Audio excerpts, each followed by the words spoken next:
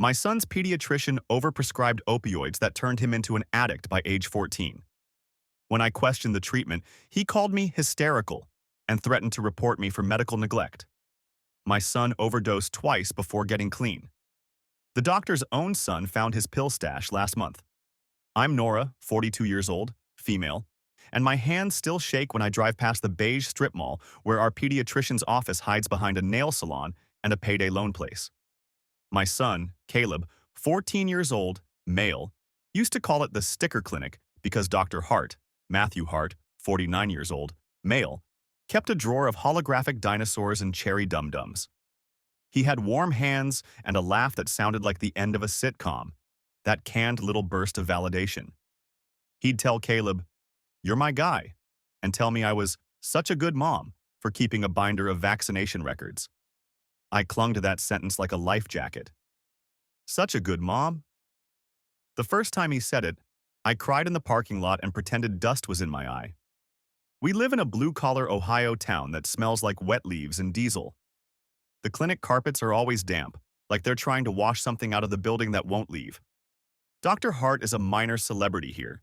He sponsors Little League and cuts the ribbon at the farmer's market. My ex-husband, Mark, 44 years old, male, golfs with him twice a month and speaks about him in that reverent tone men use for engines and surgeons. "The guy's a lifesaver," Mark said, when he moved out and took our best towels.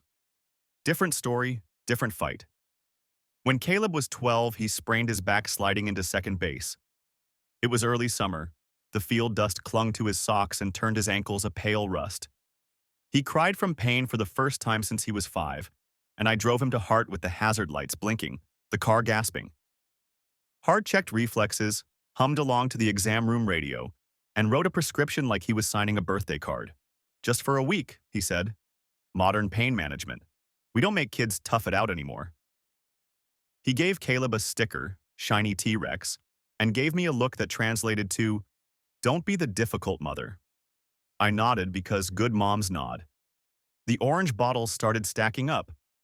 Hydrocodone first, then something gentler that was somehow stronger. Hart would smile and say, "We'll taper." Taper turned into refill. Refill turned into, "The body remembers pain and anticipates it. We have to get ahead of it." I stopped keeping my binder updated. I started keeping secrets instead. The way I counted pills at night, the way Caleb's pupils shrank, how he started sleeping with his mouth open like he was drowning in slow motion. I told Mark. He was standing in the doorway of my rental, the one with the cracked tile and the Saint of Lost Causes magneted to the fridge. "He's in pain, Nora," Mark said, checking a score on his phone. "Let Hart do his job. Don't make a scene." When I pressed, Mark said the worst thing. "Don't start your hysterical mom thing." I bit the inside of my cheek hard enough to taste iron. There were small physical hints before the big ones. A shattered ceramic pitcher on the kitchen windowsill, Caleb's elbow catching it when he swayed too fast reaching for cereal. A bloodied towel rack, ripped out of drywall when he stumbled in the bathroom and grabbed it like a lifeline. I fixed both with YouTube videos and stubbornness. Wood glue fingerprints, 3 new anchors ground into soft wall like I was trying to nail our life in place. Hart kept making me feel foolish for noticing. "You read a lot online, don't you?" he said, smirking. He called my questions vigilant, then anxiety-driven, then interfering. The language shifted, and I felt it like the floor tilting.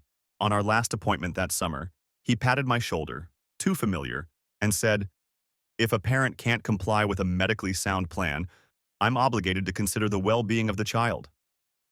It was phrased like a favor. My heart ricocheted against my ribs. I went home and pulled the little T-Rex sticker off Caleb's old chart. I stuck it to the underside of the kitchen drawer where nobody could see it. I don't know why. Maybe to remember the exact moment trust went sticky and cheap. That night, Caleb knocked a framed photo off the hallway wall. The one of us at Hocking Hills, his head thrown back in honest laughter. The glass cracked straight through his smile. I stared at that diagonal split like it was a fault line that had always been there and we were just now stepping on it, feeling the shudder finally reach our bones. The first overdose happened on a Tuesday. I came home from my shift at the diner and found Caleb sprawled half off his bed, lips gray, an orange bottle still clutched in his fist. For 1 second, my brain refused to name what I was seeing, just a messy teenager's room. Then the silence hit. No YouTube playing, no restless foot tapping, just the low hiss of his breath, shallow and wrong. I called 911 with shaking hands, slapped his cheeks until my palms burned. The paramedics revived him in the living room, in front of the same couch where he used to build Lego castles. One of them looked at the bottle, raised his eyebrows, and muttered, "Who the hell gave this dose to a kid?" I wanted to scream as Doctor did, our hero with the stickers did, but I just stood there barefoot, leaving bloody half-moons in my skin from where I dug my nails in. At the hospital, Hart showed up. Not because he had to, because he wanted to control the narrative. He stood in the doorway while Caleb, pale and groggy, mumbled that he was sorry. Hart's voice was syrupy for the nurses, but when he pulled me aside, his tone changed. This only happens if pills aren't managed properly. Parents have to stay on top of it. He was saying I caused the overdose. Me, the woman counting pills at midnight like they were rosary beads. I told him, trembling, "He doesn't need any more. This isn't healing him. It's breaking him." Hart's jaw tightened. "Careful," he said. "If you can't handle his care, social services can." He smiled while saying it, like he'd already practiced that line in a mirror. I felt something fracture in me that day. Not just fear, but fury. Mark came to the ER, still in his golf clothes. He clasped Hart's hand like they were teammates and gave me a look like I'd embarrassed him. When I tried to explain that Caleb had too many pills at once, Mark cut me off. "This is why nobody listens to you, Nora. You dramatize everything." I wanted to put the empty orange bottle in his hand and make him shake it until the silence screamed back. 2 weeks later, Caleb overdosed again. This time in the school bathroom. He collapsed in the stall, and another kid found him with his head against the metal partition, vomit on his hoodie. The school called me while they were loading him into an ambulance. His principal's voice cracked when she said, "We're not sure if he's going to," and then stopped herself. The second time nearly killed me too. Seeing him on that gurney, hair plastered to his forehead, wrist limp as they taped another IV, I thought, I am watching my boy rehearse his own death. And yet Hart still insisted on tapering, still scribbled prescriptions. When I raised my voice, really raised it, rage vibrating through my bones, he leaned in so close I could smell the coffee on his breath and whispered, "Be very careful. Hysterical parents lose custody every day." That night, back home, I found Caleb in the kitchen at 3 a.m., trembling, whispering, "Mom, I don't know how to stop." His eyes were so glassy they looked like marbles. I wrapped my arms around him, and in my head, I made a promise. If no one else will protect him from that man, I will. Even if it ruins me. Don't forget to subscribe. I kept Caleb out of Hart's office after that second overdose. It wasn't a decision. It was instinct, like jerking your hand off a hot stove. But that created a new war. The pharmacy refused to refill without Hart's authorization, and the withdrawal hit Caleb like a freight train. He vomited, shook, sweated through sheets. At one point, he clawed at the drywall, begging me for just one more pill. I held him by the shoulders while his nails scraped powdery lines into the paint. Mark stormed into my apartment after Hart called him. He didn't knock, just barged in while Caleb was curled on the bathroom floor. "What the hell are you doing?" he shouted, his golf visor still on his head like a crown. "Hart says you're cutting him off cold turkey. That's child abuse, Nora." I shoved Mark back out of the bathroom. He almost died. Twice. I'm trying to keep him alive. Mark jabbed a finger in my face. "You're going to get reported for neglect. Hart's ready to call it in. You won't see Caleb again." That was when I realized Hart had weaponized the one thing I couldn't afford to lose, my credibility as Caleb's mother. 2 days later, I went to the school to pick Caleb up early after he texted that he felt sick. When I walked into the office, Hart was already there, sitting with the principal, calm as a judge. He had a manila folder open, filled with notes and copies of prescriptions, talking about a pattern of maternal interference. I nearly blacked out from rage. He wasn't just treating Caleb, he was building a case against me. In the parking lot, as he walked to his Lexus, I confronted him. My voice came out raw. "You're killing my son. Twice he's almost died. And you're still writing him scripts like it's candy. Hart actually laughed. Addiction in teenagers isn't uncommon, but the root problem here isn't him. It's you. You're unstable, you're paranoid, and you're about 5 minutes away from losing custody. Do you want me to make that call now? He tapped his phone like it was a gun. Something inside me snapped. I slapped the phone out of his hand. It clattered onto the asphalt. For the first time, I saw the real Hart. Red-faced, spit at the corner of his mouth, fists clenched like a schoolyard bully. He hissed, "Touch me again and I'll make sure you never see that boy of yours." A teacher walking by saw us, froze, and then quickly ducked away. Hart picked up his phone, smirked, and muttered, "Everyone knows you're hysterical." He got in his car and drove off, leaving me shaking so violently I had to lean on the hood of my beat-up Honda just to stay upright. That night, Caleb tore through the kitchen drawers looking for pills I'd hidden. He smashed a cereal bowl against the wall, shards sticking into the drywall like shrapnel. He fell to the floor sobbing, rocking, whispering, "I don't want to feel like this anymore." I sat down beside him, wrapped my arms around his shaking body and whispered back, "We're done with Hart. Forever. He's not going to touch you again." I didn't know how yet, but I meant it. I scraped together what I could and checked Caleb into a detox program 2 counties over. It wasn't glamorous, peeling linoleum floors, buzzing fluorescent lights, but it was real, and they didn't hand out opioids like Tic Tacs. He hated me for the first 3 days. Called me a jailer, screamed until his throat went raw, tried to climb out the second-story window. On day 4, when the worst of the poison shook out of his body, he collapsed into my lap and whispered, "Don't let him give me more." That was the first time I saw a crack of Caleb underneath the addict. But Hart wasn't letting go. He called Mark, told him I'd gone rogue, and put Caleb in an unsafe program. Suddenly, I was dragged into emergency family court. Hart sat beside Mark, polished suit, calm voice, presenting his neat little folder of prescriptions and notes. He used phrases like non-compliant parent and failure to follow medical advice. I sat at that cheap wooden table, knuckles white, listening to a man who had nearly killed my son call me unfit. The judge gave us both temporary shared decision-making authority.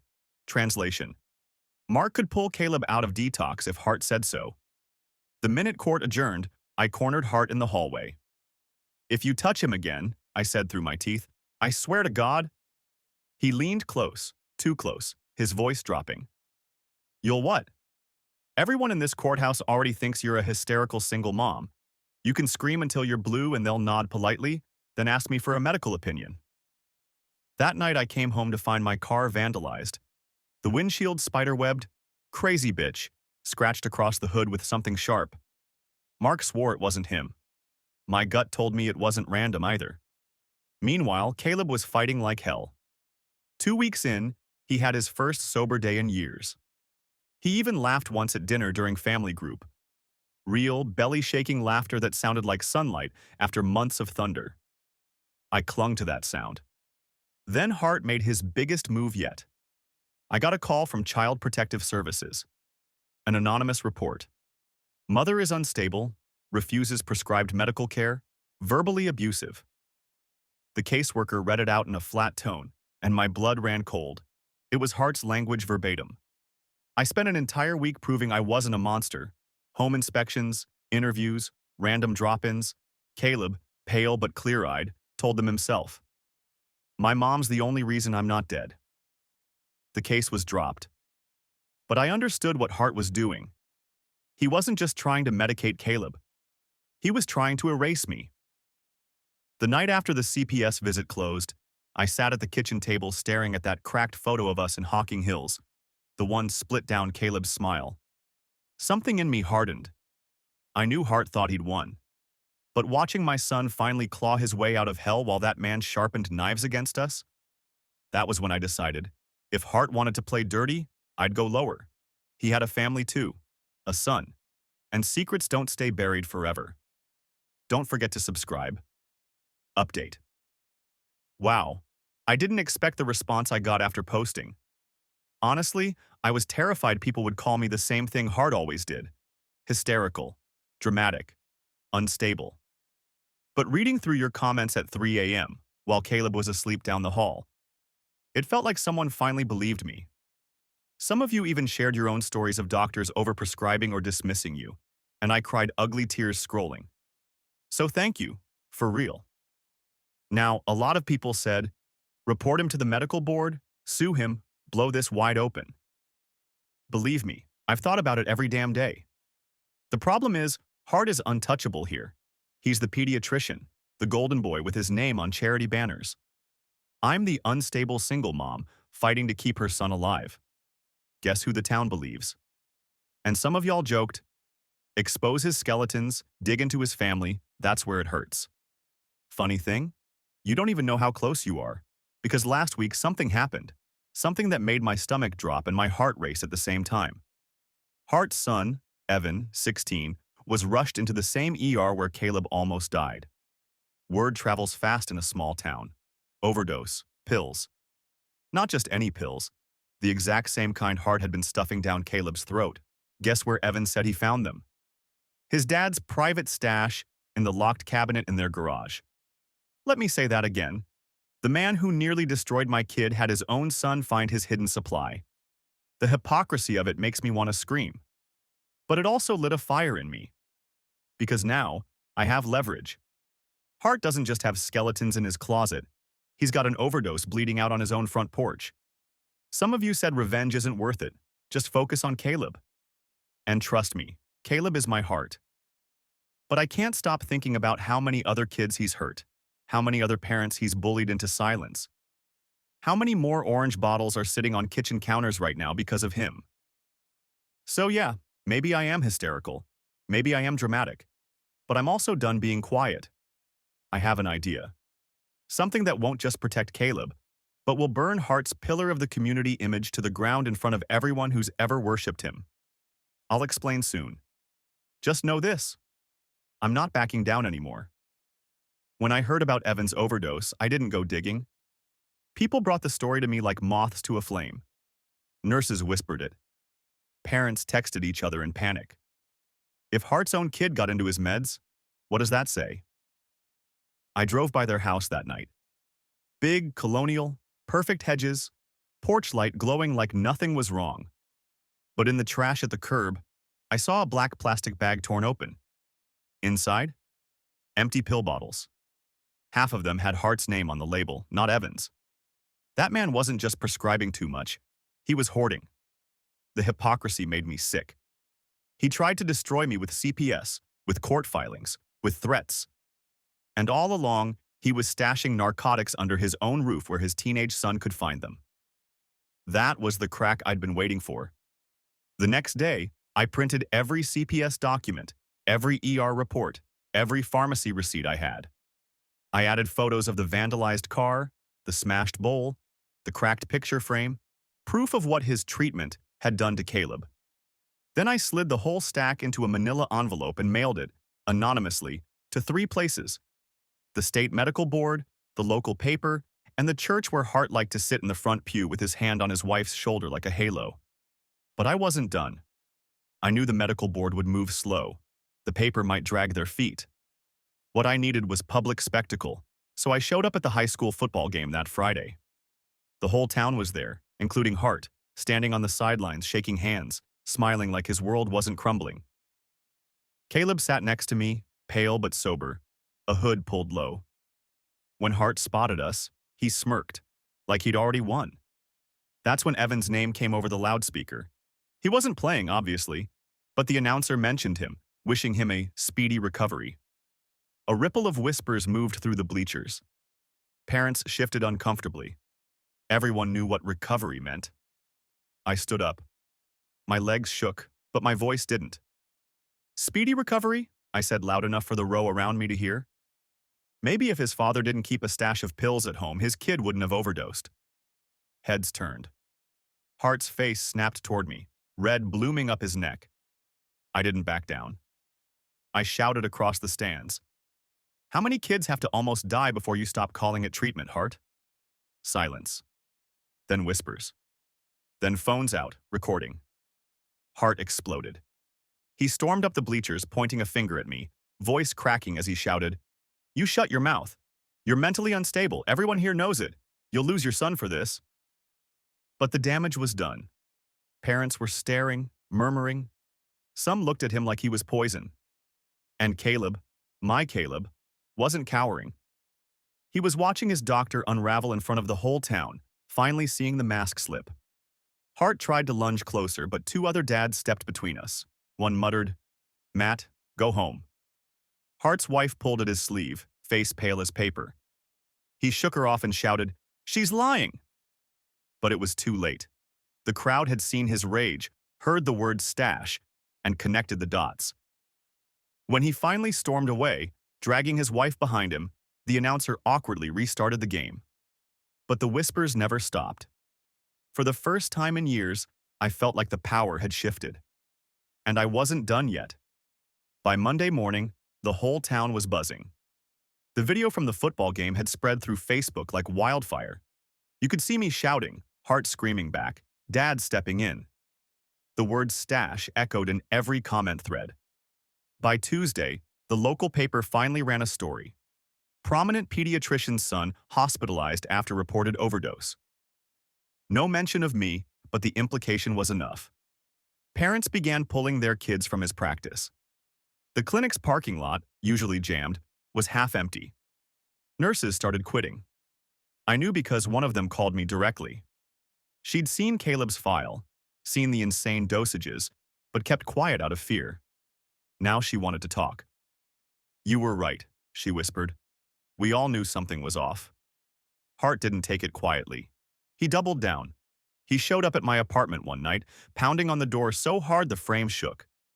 When I cracked it open with the chain still on, his face was wild, sweaty, almost unrecognizable.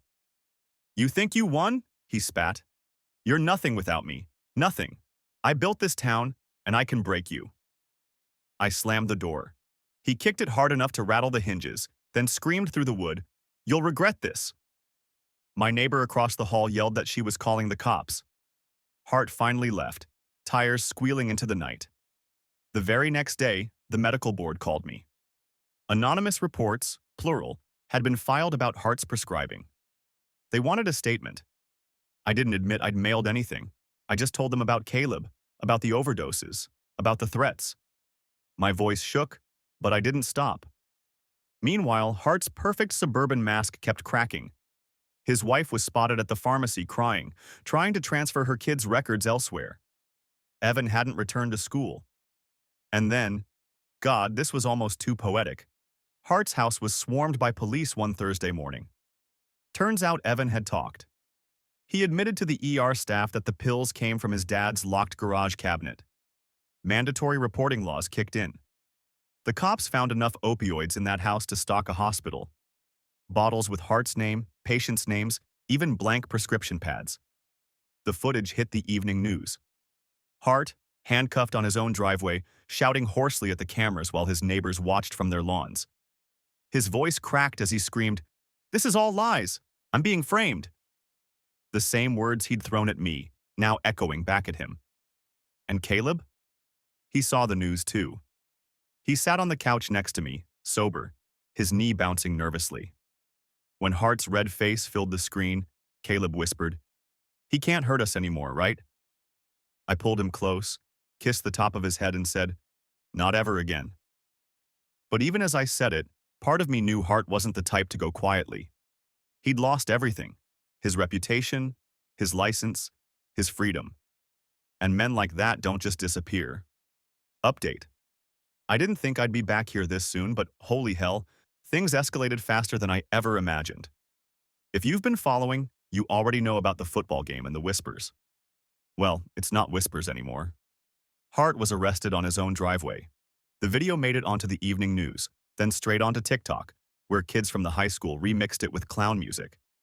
I didn't know whether to laugh or cry watching the man who once called me hysterical get shoved into the back of a cruiser while half the town filmed on their phones. And Reddit? Some of you nailed it from the beginning. Remember the comment that said, "His house of cards will collapse the second his own family cracks"? You, my friend, were psychic.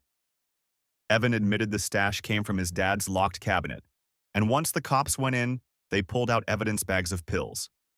Not just one mistake, a whole operation hiding in plain sight. Since the arrest, my inbox has been insane. Other parents messaging me privately, saying their kids were given ridiculous scripts too. Nurses telling me they'd wanted to quit for years but couldn't. Even a pharmacist who admitted he suspected something was off but was scared to challenge the town hero. Everyone is suddenly brave now that Hart's in handcuffs. And me? I won't lie. I'm shaken. When the news first broke, I felt this rush of vindication, like maybe I wasn't crazy after all. But then I started thinking about the nights Caleb nearly died on our bathroom floor, the bloodied towel rack, the cracked picture frame. None of that gets erased just because Hart finally got caught. Caleb's still clean. 32 days today. He's proud of himself, though he doesn't say it out loud. Last night he asked if we could replace that broken Hocking Hills photo, the one split down his smile. I ordered a reprint already. This time I'm getting it framed in something indestructible. And Hart? He tried to call me from jail. I didn't answer, but the voicemail is burned into my brain. His voice breaking, begging, "You don't understand what they'll do to me. Please." The same man who threatened to take my son away, now crying like a cornered animal. I didn't call back. Some of you will ask, do I feel satisfied? Do I feel like it's over? Honestly, it doesn't feel like revenge so much as survival. Hart's empire collapsed. Yeah. But my real win is sitting in the other room right now, alive, sober, and laughing at a dumb YouTube video. Still, when I pass the clinic, the one with the damp carpets and dinosaur stickers, I feel like it's haunted. By all the parents who didn't fight. By the kids who didn't make it. And maybe that's why I'm writing again. To say this, if someone calls you hysterical for protecting your child, wear it like armor. Because sometimes hysterical is the only reason they live long enough to get better. The week after Hart's arrest, the clinic shut its doors. Overnight. Patients showed up to locked doors and paper taped to the glass. Closed indefinitely. Parents scrambled, trying to get medical records that no one seemed to know how to release. It was chaos, and for once, the chaos wasn't mine. Hart posted bail, of course. Money talks, even when your reputation is ash. But he wasn't strutting around town anymore. He was a ghost. I saw him once at the grocery store, ball cap pulled low, his wife trailing behind with a cart like a shell-shocked soldier. People didn't smile at him now, they stared. Some spat words as they passed. One man barked, "How many kids you got strung out, Doc?" Loud enough for half the aisle to hear.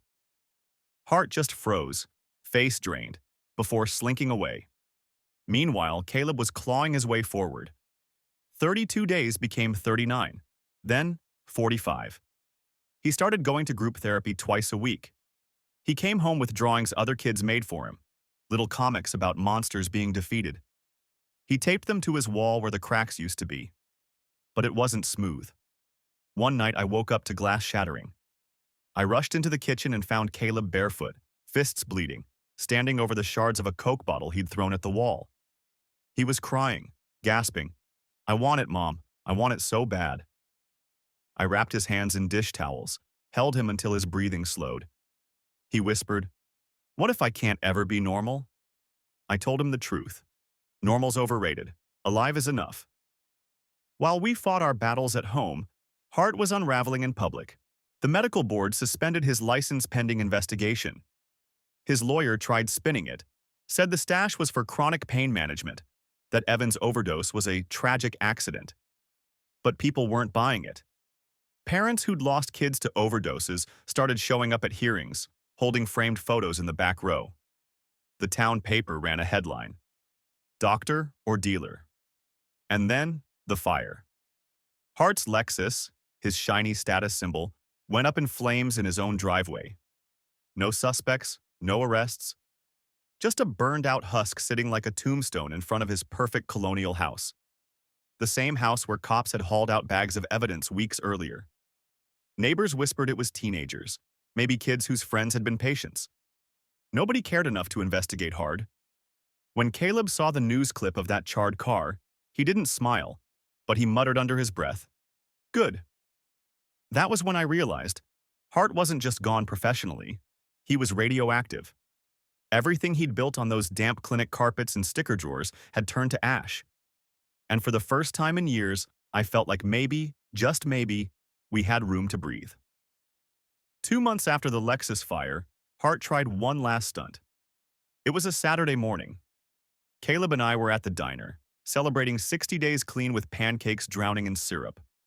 I'd just watched him laugh, really laugh, at a dumb joke about maple syrup being tree blood when the door jingled open. Hart walked in. No cap this time, no disguise. Just hollow eyes, sagging skin, and a suit that hung loose on his frame. The room froze. Every fork stopped halfway to every mouth. He didn't order food. He didn't even look around. He came straight to our booth. "You did this to me," he said, voice low, teeth gritted. "You ruined my life."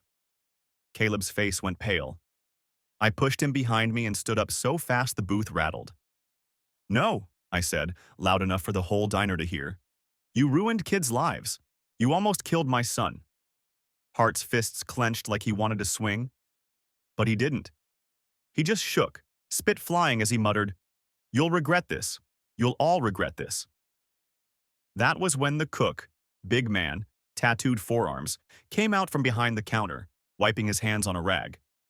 He planted himself between us. "Time to go, Doc," he said, not even raising his voice. A couple other customers stood too. Hart looked around, saw no allies, only glares. And then he broke. Right there in front of everyone, he started crying. Not delicate tears, ugly sobbing, chest heaving, snot running. He stumbled backward, muttering to himself, and staggered out the door. Tires squealed as his rusted pickup peeled away.